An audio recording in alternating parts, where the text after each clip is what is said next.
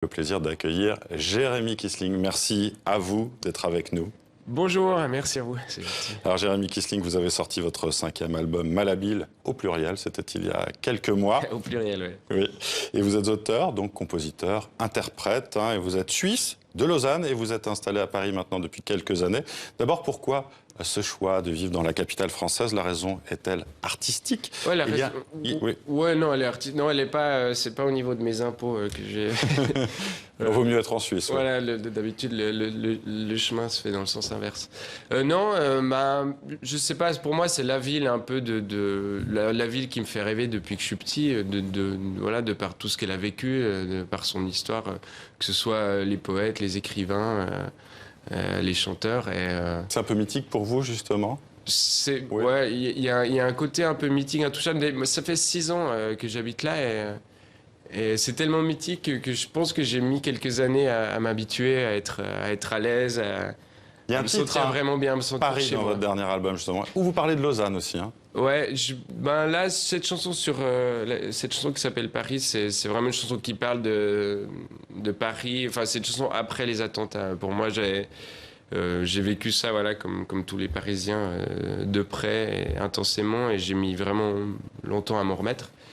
Et j'avais besoin, je pense, d'écrire quelque chose là-dessus pour continuer l'histoire, pour aller un peu plus loin, pour pas qu'on perde la beauté de ce que fait tout ce que représente Paris, la poésie, le bien-être, le partage, et c'était sur ça que j'ai voulu écrire. Ouais. Alors avant d'aller plus loin, on va écouter un extrait de votre clip, On ne sait faire que danser, extrait donc de votre dernier album Malhabile. On écoute. Oh, j'ai pas de cran, je suis malhabile. Devant l'écran, je reste immobile. À quoi je sers si j'ai trop peur, si je me perds? On est dans la torpeur des villes, parmi les dormeurs fébriles. Je rêve éphémère à la sueur des réverbères. On ne sait faire que danser, danser, ne penser à rien. On voulait de l'air et du temps, oui mais tant pis, on attendra demain. On ne sait faire que chanter, chanter ce temps. Voilà, ce n'était pas votre clip, mais un extrait de l'émission que vous avez enregistré sur TV5 Monde dans Acoustique. Le choix de mes vestes. Oui. Alors, c'est une chanson entraînante, énergique, qui tranche un peu avec la tonalité de vos précédents albums, qui étaient plus doux, parfois plus folk aussi, durant certaines chansons, plus on m'a reproché aussi certains albums un peu tristes, mais c'est ma manière de... Vous parlez de joie triste, vous? Ouais, j'ai toujours aimé ça. J'ai aimé ça chez Brassens.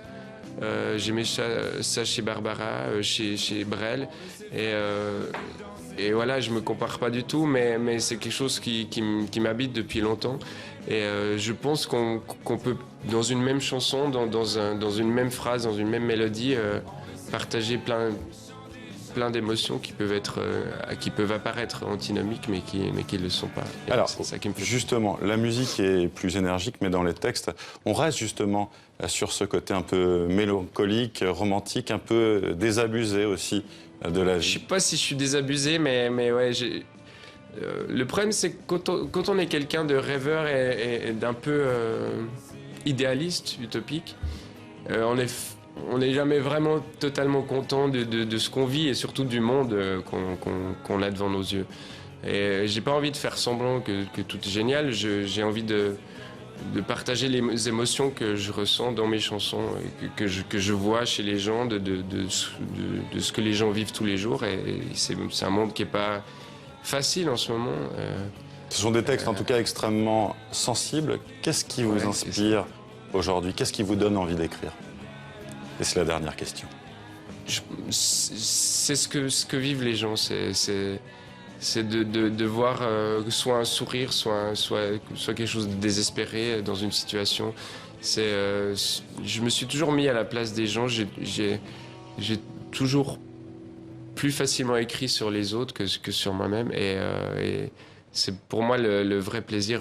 Voilà. L'art, ça doit être beaucoup de compassion d'abord. Et c'est ce que j'essaie de faire. Merci Jérémy Kissling d'avoir été avec nous pour la sortie de votre...